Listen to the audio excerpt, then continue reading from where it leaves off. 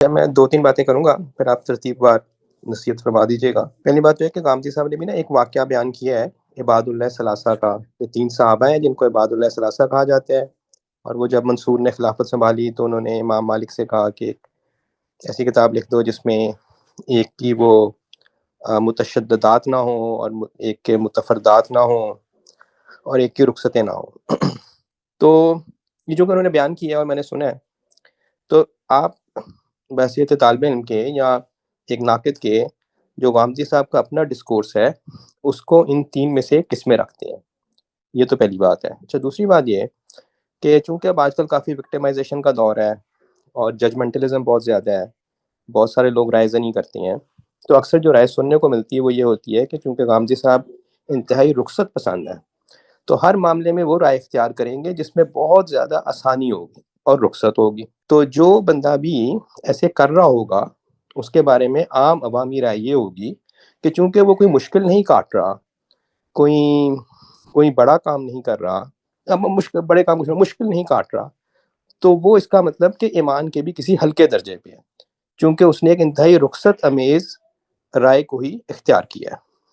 تو اس ضمن میں آپ کیا کہتے ہیں؟ اگر آپ کے ساتھ بھی اس طرح کا واقعہ ہوتا ہے تو آپ اس کے اوپر کیا رد عمل دیتے ہیں؟ یہ میری دوسری بات ہے۔ تیسری بات، اب کیونکہ ہم ایسے دور میں رہ رہے ہیں جس میں نا مایوسیاں کافی زیادہ ہیں۔ ابھی جو ہم نے فلسطین کے بھی ایک پورے حالات دیکھے، اس میں بھی کافی مایوسی کا پہلو غالب ہے۔ اب ہوتا یہ ہے کہ ہم عام لوگ جب ٹھیک ہے نماز فرض ہے، وہ چونکہ ایک میکانکی چیز ہے اور ایک عملی چیز ہے، وہ تو پڑھ لی، لیکن جب دعا کی بات آتی ہے اور وہ چونکہ ایک پورے شعور کے ساتھ کرنی پڑتی ہے، اگر اردو میں کریں اپنی زبان میں کریں تو اس میں یہ تاثر ابھرتا ہے کہ دعائیں تو بہت لوگوں نے بہت کی ہوں گی، بہت ساری کی ہوں گی، لیکن وہ ہوتی تو نہیں ہے پوری۔ تو پھر کیسے دل کو آمادہ کیا جائے کہ دعا کرنی ہے اور قبولیت کی امید کے ساتھ کرنی ہے؟ یعنی ایک بڑا مسئلہ ہوتا ہے کہ جب ہم دعا کرتی ہیں تو ہم لا محالہ اس کیفیت میں چلے جاتے ہیں کہ دیکھو نا، وہ ان لوگوں نے کتنی دعائیں کی ہوں گی لیکن کوئی دعا پوری نہیں ہوئی، تو پھر اس بات کی کیا ضمانت ہے کہ ہماری پوری ہوگی؟ تو اب اس سے جو مایوسی کی کیفیت پیدا ہوتی ہے اور جو بے دلی کی کیفیت پیدا ہوتی ہے اور جو بے توجہی کی کیفیت پیدا ہوتی ہے، اس کا کیا علاج ہے؟ اور اس ضمن میں آپ اگر چلیں آپ جو نصیحت کریں گے وہ تو ٹھیک ہے، لیکن اگر آپ کو قرآن کا مقام اور کوئی تفسیر یا کوئی کتاب بھی ریفر کر دیں تو آسانی ہو جائے گی۔ جزاک اللہ۔ بہت شکریہ۔ ہاں، یہ صحابہ میں عبداللہ ابن مسعود اور عبداللہ ابن عمر اور عبداللہ ابن عباس رضی اللہ عنہ سارے ہی مجتہد صحابہ ہیں، لیکن فتوے میں، رائے میں ان کے مزاج کا فرق ہے جو اس میں بیان ہوا۔ عبداللہ ابن عباس کے بارے میں عام طور پر کہا جاتا ہے کہ ان کے ہاں رخصت کا پہلو یا آسانی کا پہلو وہ زیادہ۔ ہاں، تو اس میں آپ کہہ رہے ہیں کہ غامدی صاحب کو ان میں سے کہاں پلیس کر سکتے ہیں؟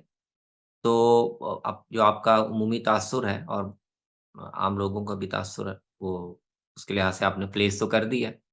ان کے ہاں آسانی اور رخصت کا پہلو بہت سے معاملات میں، زیادہ تر معاملات ہیں جس میں ہمارے روایتی اہل علم ذرا ایک زیادہ اسٹرکٹ نقطہ نظر، اس میں غامدی صاحب کی رائے جو ہے وہ آسانی اور نرمی اور سہولت کی طرف۔ تو رجحان تو ظاہر آپ کے سامنے ہے، نمایاں ہے۔ البتہ جیسے عبداللہ ابن عباس کے بارے میں ہم یہ نہیں کہہ سکتے کہ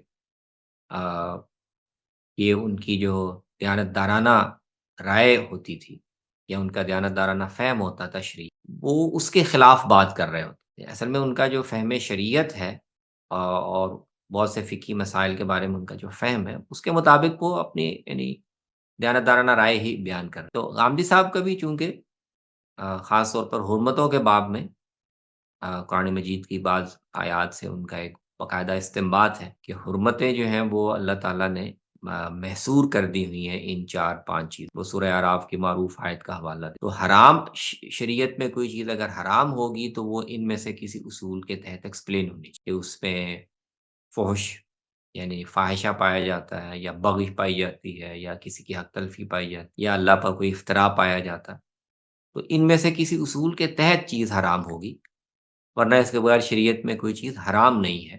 یہ باقاعدہ ان کا قرآن مجید کی ایک یعنی بڑی واضح آیت سے ان کا استنباط۔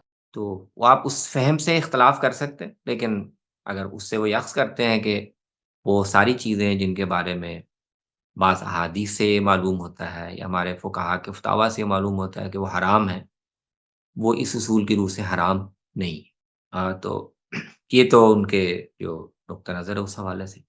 دوسری بات یہ کہ کیا دین کے معاملے میں سختی پر کھڑا ہونا یا سہولت و نرمی پر کھڑا ہونا، آ، اس کا اللہ تعالیٰ کی نظر میں انسان کے دینی مقام یا رتبے یا اس کے ویلڈ ہونے یا نہ ہونے پر کوئی اثر پڑتا ہے؟ یہ بھی ہم ایک یعنی ایک سبجیکٹو فیصلہ ہی کر سکتے ہیں۔ اللہ تعالیٰ کے بارے میں کیسے ہم یہ بتا سکتے ہیں کہ وہ جب لوگوں کا امتحان لے گا اور ان کے مقامات اور مراتب طے کرے گا، تو وہ کس چیز کو دیکھے گا؟ وہ ان کی دیانت کو دیکھے گا، ان کی اللہ تعالیٰ کے ساتھ کمٹمنٹ کو دیکھے گا، یا یہ دیکھے گا کہ انہوں نے دینی معاملات میں، فقہی معاملات میں سختی والی اپروچ اختیار کی یا نرمی والی اختیار کی؟ تو ہمارے پاس تو کوئی یعنی معیار نہیں ہے نا یہ طے کرنے، تو اس کو اللہ تعالیٰ پہ چھوڑ دینا چاہیے۔ دنیا میں ہر طرح کے، ہر مزاج کے، ہر رجحان کے لوگ ہوں گے۔ آ، دنیا کی حد تک آپ اپنا تاثر بھی بیان کر سکتے ہیں لوگوں کے بارے میں، لیکن اللہ تعالیٰ کے بارے میں یہ تاثر بیان کرنے سے اجتناب کیا جائے تو زیادہ اچھا۔ ہو سکتا ہے وہ کسی بہت ہی متقشف اور بہت ہی متشدد شریعت کے عامل کے عمل سے خدا مطمئن نہ ہو، اور ہو سکتا ہے کہ وہ کسی بہت ہی متساہل اور شریعت کی اور دین کی رخصتوں پر عمل کرنے والے کسی آدمی کے دینی جذبے اور اس کی کمٹمنٹ اور اس کی وفاداری کی بہت ہی غیر معمولی قدر وہ کرے۔ آخرت کے معاملے کو حسن ظن رکھنا چاہیے، اور اس میں ہمارے اہل معرفت اور ہمارے جو صوفیہ بھی اور دوسرے اہل علم کہتے ہیں کہ نیکی کے معاملے میں، آخرت کے باب میں دوسروں کی فکر کے بجائے اپنے بارے میں فکر مند رہنا۔ ہمارے ساتھ اللہ تعالیٰ معاملہ کرم کا فرمائے، چاہے ہم تساہل پہ کھڑے ہیں، چاہے ہم تکشف یا تشدد۔ آخری جو آپ کی بات تھی دعا سے متعلق ہے، تو وہ ظاہر ہے جدید دور میں جب روحانی کیفیات بھی اور ان کے اثرات بھی یہ بہت زیادہ متاثر ہوتے ہیں، جس طرح کا ہمارا ماحول ہے، ہمارے اپنے اعمال ہیں، ہمارے اپنے ہر طرح کے کرتوت ہیں، تو یہ چیزیں دعا پر بھی اثر انداز ہوتی۔ دعا اللہ کے ساتھ تعلق کا اظہار ہے نا، اللہ کے ساتھ تعلق کے اظہار میں انسان کی اپنی عمومی زندگی میں کمٹمنٹ کیسی ہے، اس کا بڑا گہرا ایک مشہور حدیث میں آپ کے علم میں ہوگی، نبی صلی اللہ علیہ وسلم نے ذکر کیا کہ دعا کی قبولیت میں اللہ تعالیٰ انسان کے مجموعی رویے اور اپنے ساتھ تعلق کی جو اس کی آ، رخ ہے، اس کو بہت وزن دیتے ہیں۔ خاص طور پر جو آدمی گھبرا کر اور مایوس ہو کر دعا کرنا چھوڑ دے، تو اللہ تعالیٰ کی نظر میں اس کی وفاداری یعنی ایک طرح سے مشکوک ہو جائے۔ تو مایوسی سے یا لمبے انتظار سے یا اس طرح کی چیزوں سے دعا کو چھوڑ دینا، تو یہ اللہ تعالیٰ ایک امتحان بھی لیتے ہیں۔ تو اس میں تلقین یا ایک یعنی نصیحت یہی کی جا سکتی ہے کہ دعا کو اس کے نتائج اور اثرات کے ساتھ مربوط کر کے آ، دیکھنا یا اس پہ پرکھنا کہ اگر دعائیں قبول ہو رہی ہیں، ان کے اثرات ظاہر ہو رہے ہیں تو ہم دعا کریں گے، ورنہ نہیں کریں گے۔ اس نقطۂ نظر میں یہ زاویے میں تھوڑی تبدیلی لانے کی دعا تو اللہ تعالیٰ کے ساتھ اپنے تعلق کو مضبوط رکھنے، اپنے اعتماد کو قائم رکھنے، اور اپنی جو ایک یعنی الائنمنٹ ہے خدا کے ساتھ روحانی، اس کو سیدھا رکھنے کے لیے اس کا اہتمام کرنا چاہیے، اور ساتھ یہ توقع رکھنی چاہیے کہ اللہ تعالیٰ اپنی حکمت کے مطابق جس دعا کو چاہیں گے، جب چاہیں گے اور جن حالات میں چاہیں گے وہ قبول بھی فرما لیں گے۔ تو اختصار کے ساتھ تو اتنی ہی بات عرض کی جا سکتی ہے، باقی چیزیں جو ہے بعض دفعہ تفصیل میں ہوتی ہیں تو ان کا پھر رخ تھوڑا سا اور بن جاتا ہے۔